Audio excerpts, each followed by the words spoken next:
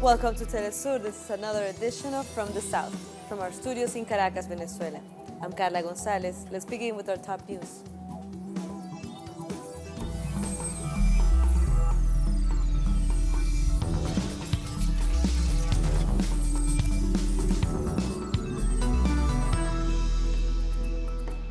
We begin in Peru, where the judiciary has decided to grant Keiko Fujimori a provisional release.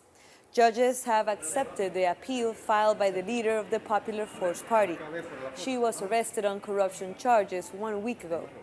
Keiko is being investigated for money laundering linked to the Brazilian construction company Odebrecht. President Martín Vizcarra in Peru has accepted the resignation of his Interior Minister Mauro Medina.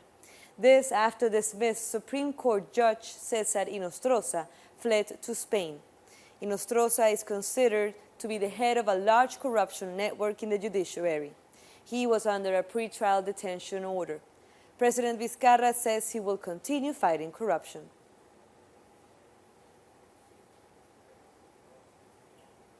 Our correspondent Jaime Herrera was at a march against corruption in Lima. People have gathered in this square as a protest against corruption. They are also protesting against Congress as they say their members protect different public figures linked to corruption and their lack of action to detain the leaders of criminal organizations, White Neck. Demonstrators are also waiting for the resolution of Keiko Fujimori appeal. She is being investigated for creating a criminal network and for money laundering. That was Jaime Herrera from Peru. One person has been shot dead during protests in Haiti. The shooting occurred in Port-au-Prince as hundreds of people protested in favor of an investigation into an oil corruption scandal in Petrocaribe. Police officers are said to have fired live ammunition as protesters threw rocks at them. Social movements and political organizations want authorities to be held accountable for these violent protests. Prime Minister Jean-Henri Enseant has called on people to remain calm. Let's go to our correspondent in Port-au-Prince, Daisy Toussaint, with more details. Opposition leaders and social organizations have taken to the streets to protest against the embezzlement of public funds. Demonstrators want to pressure the government to carry an investigation into the corruption allegation and charge those responsible. They have also asked the police to avoid provoking protesters and not to create violence. On their part, social organizations said the government is to blame for the death of a person during the demonstration. But police members said they will not tolerate any acts of violence and explained that all their measures secure the country. Prime Minister Jean-Henri Séant has called on people to remain calm and trust the government. That was Daisy Toussaint from Haiti. The caravan of migrants heading to the United States from Honduras says no threats can stop them. Reportedly, 3,000 migrants have reached Guatemala, where authorities are trying to stop them. Many have even started to ask truck drivers to take them as they make their way towards Mexico. These migrants say they can no longer tolerate the violence and poverty back in Honduras. On one of the banners that they are carrying, it says, "We are not leaving, they are kicking us out." According to the World Bank, 64% of the Honduran population lives in poverty. U.S. President Donald Trump has threatened to cut all aid to Honduras if it doesn't halt the caravan. Our correspondent in Guatemala, Mario Rosales, has more. We are on the way to the department of Zacapa, where hundreds of Honduran migrants continue moving in towards Guatemala City in order to get to the Mexican border. Some of them said they fear the police will try to stop them. For this reason, some groups separated from the main caravan so they could spread out and avoid getting caught. Last night, around 600 Honduran migrants arrived to the capital city. They say the caravan will continue their journey to cross the Mexican border in order to get to the United States. That was Mario Rosales from Guatemala City. The president of Honduras, Juan Orlando Hernández, says this caravan was organized by the opposition to undermine his government. The governments of Mexico, Guatemala and the United States have announced they will apply their immigration laws and further norms in line with their sovereignty.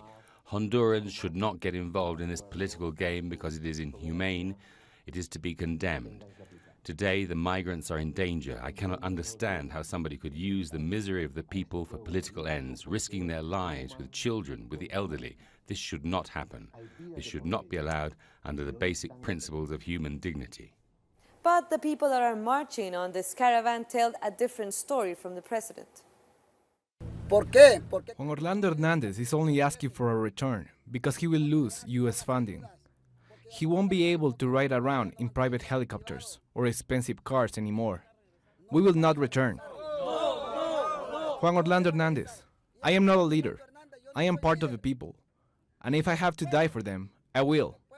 We will fight our way north if we have to.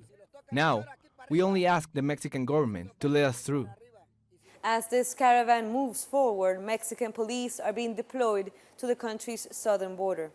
Police said their intention was not to prevent migrants from coming into Mexico, but to aid the National Institute of Migration.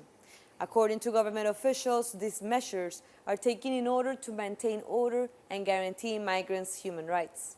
They have also said that those who fulfill all migration requirements will be prioritized.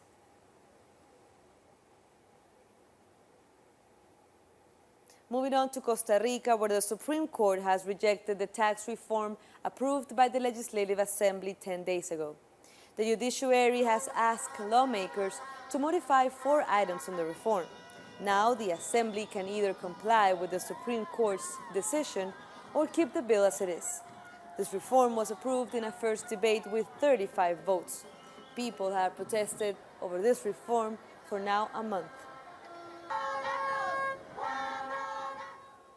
Venezuelan Communications Minister Jorge Rodriguez says new suspects have been arrested regarding the failed assassination attempt against President Nicolás Maduro. There is no doubt, thanks to confessions of those questioned in the assassination attempt against President Nicolás Maduro, that Julio Borges participated and is protected by the government of Colombia. We want to announce the arrest of Mr. Osvaldo Gabriel Castillo Lunar, alias El Capi. This 25-year-old was recruited for training in Colombia to assassinate President Maduro. We have more stories after this break, but meanwhile you can follow us. We're on Twitter at Telesur English and my account at Carla G. Telesur. So give us a tweet, send us some hearts and retweets as well. We'll be back.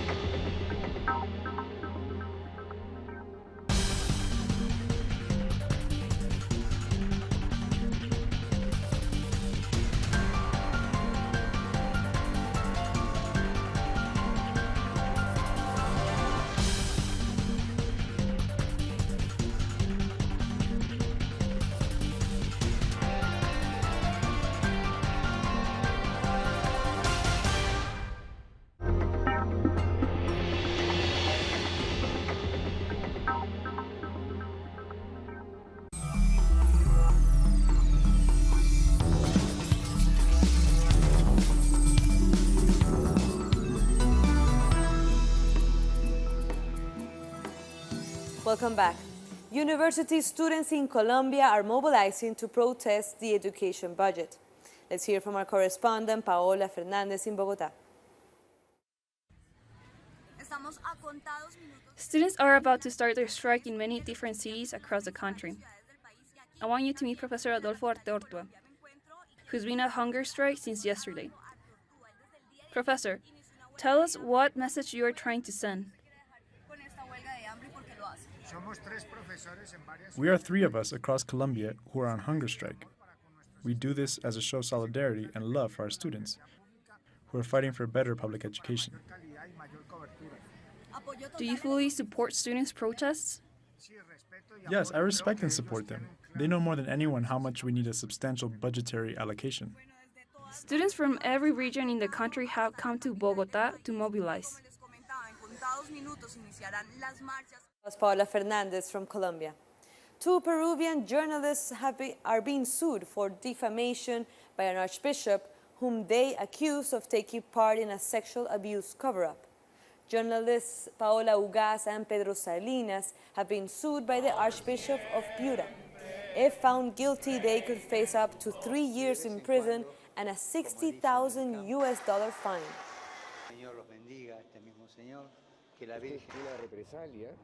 This is a reprisal. This is vengeance from one of the members of the elite Catholic society against the 2 journalists that investigated and uncovered this Pandora's box. Archbishop Eguren's attitude in terms of his peers in the church is contradictory and really striking, because doing this is clearly going against what Pope Francis has proposed.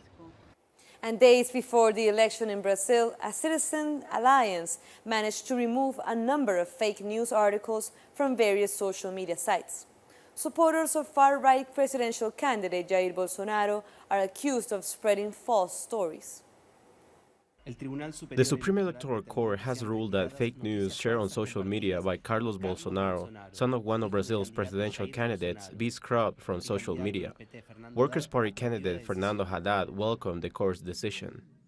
This was a years-long battle that we finally managed to win, and I can only hope the press will spread this news, just like their lies were spread to people who didn't know better.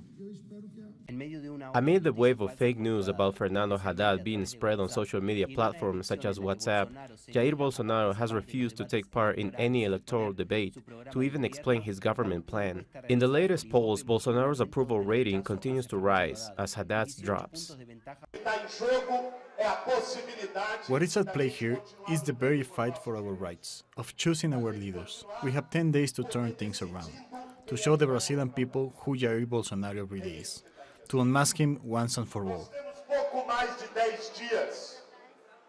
A 15-person team from digital strategy agency AM4 is responsible for spreading Bolsonaro-related content in over 1,500 WhatsApp groups, which is then spread further by members of those groups. On top of this, Bolsonaro is also shielded from any media scrutiny, thanks to the support of Record TV, the second largest TV channel in Brazil. People opposing totalitarianism are ready to stand against media corporations. We must reach out to the people to clarify what's really happening in our country. We must unmask the underground lies that are affecting these elections. We must unmask the candidate who positions himself as a savior but is actually a violent, lying coward. He's not the person who should lead Brazil. Outside of the virtual world and TV screens, protesters take to the streets under the LA Now slogan. In these same streets, artists have paid homage to the message of Pink Floyd frontman Roger Waters, who recently warned Brazilians about the risks of neo-fascism. The wall represents a division amongst ourselves that causes us to quarrel and turn on each other. The powers that be are influencing division in society. Fake news and media manipulation are leading common citizens to fight with their own neighbors. By request of Rosa Weber, president of the Supreme Electoral Court, representatives from the Workers' Party and the Social Liberal Party were called to a meeting to discuss these issues. But at the last minute, Bolsonaro's committee asked for it to be postponed. Let's head to Bolivia, where the country is paying tribute to the victims of the October massacre, a repressive military action which left over 60 people dead. 15 years ago, social movements took to the streets to reject the government of Gonzalo Sánchez de Lozada. They were repressed for defending the sovereignty of Bolivia's natural resources. Sánchez de Lozada fled to the United States. Also in Bolivia, quinoa is fast becoming a great asset in the global fight against hunger and malnutrition. Suppliers must now meet the soaring demand for this food. Quinoa is a grain-like crop grown for its edible seeds. In Bolivia and in many other countries around the world, it's been dubbed the golden food because of its high nutritional content. Compared to other grains, it's higher in protein, provides energy, fiber, and many vitamins and minerals. No wonder it's considered a superfood. What self-respecting supermarket does not have a bag of quinoa on its shelves? This product that comes from Andean nations is helping achieve the global goal for eradicating hunger. The Bolivian government declared 2013 as the International Year of the Quinoa, as a way to encourage consumption and to boost production. 5 to 10 years ago, only about 20 countries actually even care about quinoa. Now, there are over 100 countries looking into it. We, as a country, can also be proud of the way we managed to develop methods of growing quinoa crops in different climates. The campaign for greater use of quinoa started at home in Bolivia. Ever since the government started its promotional thrust, sales have doubled. In 2010, the average production per capita was about 1 kilogram of quinoa. Now it's over 2 kilograms. This means that Bolivians are increasing their own use of the seed. We now fully recognize how good it is for health. One of quinoa's best features is how easily it can adapt to different climates and different soil types. In Bolivia, producers are proud to say that the best quinoa in the planet comes from right here, the shores of the Uyuni salt flats. Workers of a museum in Argentina that presented the history of the Malvinas Islands are denouncing that the government of Mauricio Macri wants to close it. Asuncion works in the Malvinas Museum as a guide. She and her co-workers are worried that the museum is being emptied of its contents and its closure is imminent. We will leave it with a lot of sadness, but not without a fight as we have organized ourselves. We will defend the cause and the rights of the workers. People from all walks of life, including soldiers, have come together to launch June 10th to try and keep the museum and the cause alive. Macri can see this museum is a center of the resistance. He tried to make changes here. When school came to visit the museum, they found workers committed to the Malvinas cause. We don't deny this museum was created in a period of history when popular leaders from the region fought for the defense of Malvinas. As time goes by, the cause is not forgotten. People are collectively standing up to the government for giving away the island's natural resources to the UK. This government does not support sovereignty. They are working in favor of commercial interests that don't benefit people or the country. I thought we would progress as we did with the last government, but it didn't work out like that. They betrayed us, and we are going backwards. Wounds are still fresh, and there are some things that are non-negotiable. The decision to disregard so easily the history behind the island and to sign an agreement with the UK is one of them. It's worrying that the claim to sovereignty doesn't have strength, because since the return to democracy, Argentina has received a lot of support from international bodies, especially from UN. This support meant that the UK was isolated.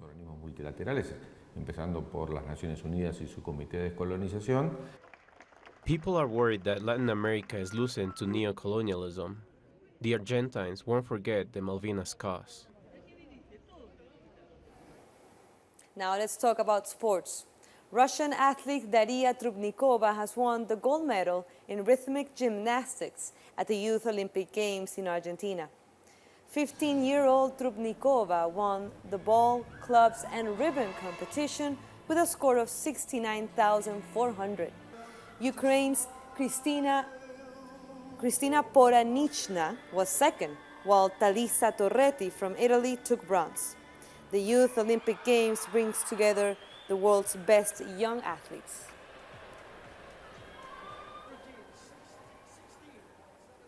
In Mexico, a traditional game played with a ball on fire is helping kids stay away from crime and street violence. To play pelota purepecha, they have to hit a fiery ball through the air with sticks, similar to hockey. For players in Iztapalapa, an area of Mexico City with one of the highest crime rates, it helps them stay off trouble. The game dates back to pre-Hispanic times as depicted in murals in the ancient city of Teotihuacan.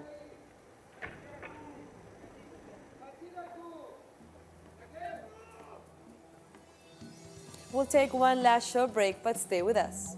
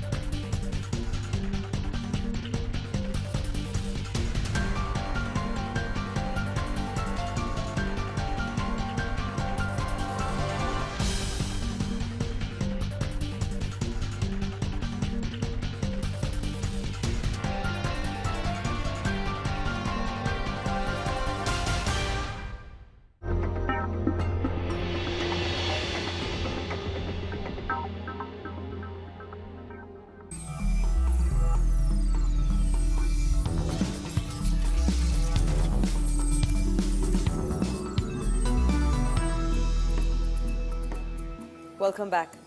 People in the West Bank have protested against the demolition of a village. One man has been injured by Israeli security forces. He had to be carried to an ambulance as the vehicle was not allowed to enter the village. Israeli forces also used pepper spray against another protester after he questioned the Border Patrol police why they were arresting a teenage Palestinian girl.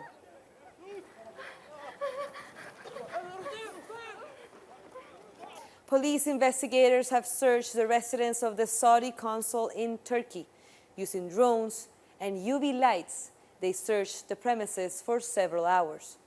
This as part of the investigations regarding the disappearance of journalist Jamal Khashoggi. Khashoggi was last seen on October 2nd entering the Saudi consulate in Istanbul.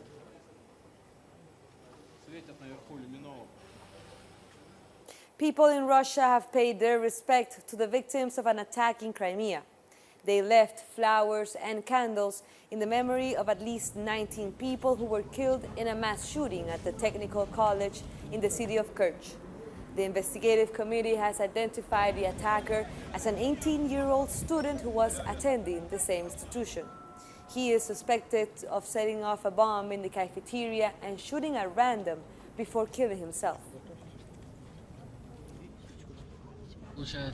So 2-3 minutes before the explosion, I left the first building.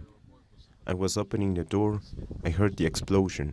I turned away, and I heard a shooting. Then it was panic. What followed is unknown. And Russian President Vladimir Putin has expressed his condolences for the victims of this attack.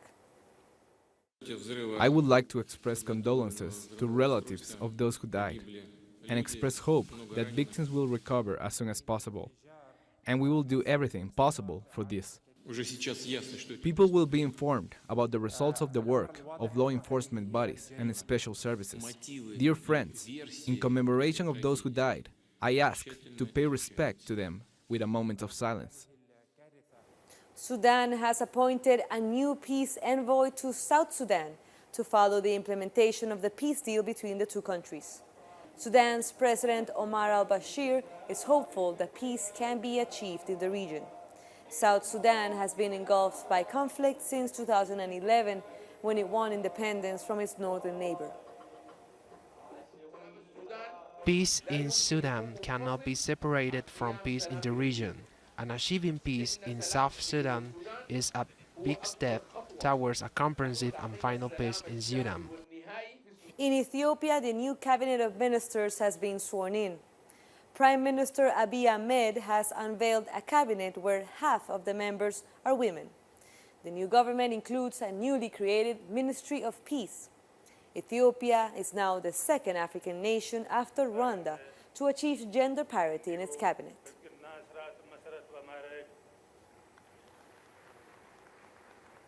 Madagascar national football team has qualified for the Africa Cup of Nations for the first time in history. Striker Rakoto Hari Malala is the country's hero as he scored the 1-0 victory against Equatorial Guinea. After the game, the team had a meeting with fans to celebrate and also to rest. The African Cup of Nations will be celebrated next summer in Cameroon. 6 vaquitas have been spotted in Mexico's Gulf of California, giving hope for a comeback of this endangered species. According to experts, the group was a mother and her offsprings. The vaquita is the world's smallest porpoise. Its population has declined by over 90% in just 20 years. Russian wakeboarder Nikita Martyanov has taken extreme sports to a new peak when he rode across icebergs in Greenland. He wakeboarded in one of the harshest and coldest places on the planet, where water temperature is often 0 degrees Celsius. His original vessel for the ride broke down, but his crew managed to get a 60-year-old wooden research boat for this adventure.